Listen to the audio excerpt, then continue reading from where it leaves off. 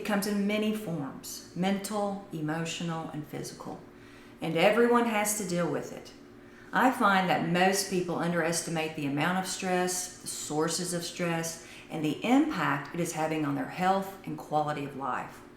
Some stress is good and even necessary for survival. However, too much will destroy your health and well-being if left unchecked and mismanaged. Stress is truly a silent killer, and I see it time and time again in my practice. It is a major contributor to chronic disease, and yet it gets so little attention in conventional medicine. My goal of this video is to get you to think about stress differently and to better appreciate its potential negative effects on your health. Stress is interpreted by your body similarly, no matter the form or source. Toxic relationships, busy work schedules, and endurance training all place similar demands on the adrenal system. You have two adrenal glands, each sitting atop your kidneys. These glands produce hormones that regulate your blood pressure, immune system, metabolism, and stress response. I want to focus primarily on the hormones regulating the stress response, or the fight or flight response, which is mainly cortisol and adrenaline. As I've stated before, these hormones are necessary for survival. If you're being chased by a bear, you're going to want to make sure your adrenal glands are working efficiently. Cortisol, and especially adrenaline, will help you run faster, breathe deeper, and focus better so that you can flee from the extreme danger that is running behind you. In this case, adrenaline and cortisol production is a good thing.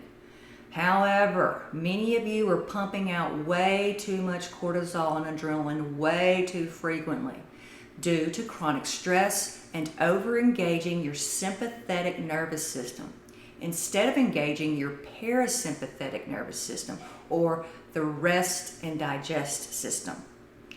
All those busy schedules, excessive worry over things you can't control, inadequate sleep, strenuous workouts, and toxic work environments can leave you feeling exhausted, depressed, bloated, sick, fat, and unable to think clearly. These are signs and symptoms of an overly taxed adrenal system and overactivation of the sympathetic nervous system. Cortisol and adrenaline impact every system and organ in your body: your digestive system, endocrine system, immune system, and detoxification system, just to name a few. These fight or flight hormones impact thyroid function, sex hormone balance, immune function, neurotransmitter production and function, mitochondrial function, circadian rhythms, and even the expression of your very own DNA. I've seen stress bring about autoimmune exacerbations and rises in antibody levels, and stress often causes blood sugar levels to rise excessively, which is not good for diabetics. Viral infections, shingles, and strep throat are often preceded by a period of stress. And we've all heard about the couple who finally got pregnant after they stopped trying. Many of you have heard the term adrenal fatigue. It's a very real thing, and there are different stages or degrees of adrenal fatigue, which can be tracked using something called Saliva cortisol kits. I've used them for a while now, and I've found them to be pretty reliable. No one goes from having an optimally functioning adrenal system to stage 3 adrenal fatigue overnight. Adrenal insufficiency, or stage 3 adrenal fatigue, takes time to achieve. And the time it takes to get there depends on not only the amount and types of stress in your life, but also your response to stress, how you manage it. Life will always throw you curveballs, and sometimes it will throw several of them at you at once. How we respond to and manage our stress greatly determines just how much of an impact stress will have on our health. Stress management techniques will be discussed in much, much greater detail by our health coaches because it's one of their specialties.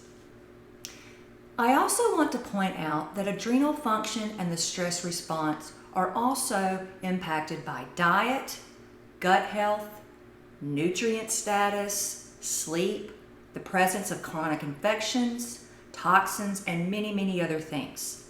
And all of those things also impact your stress response and adrenal function. Sometimes it can be difficult to know which is causing what. Let's take a quick look at some of the ways excessive cortisol and adrenaline and overactivation of your sympathetic nervous system, your fight or flight system, impacts your health.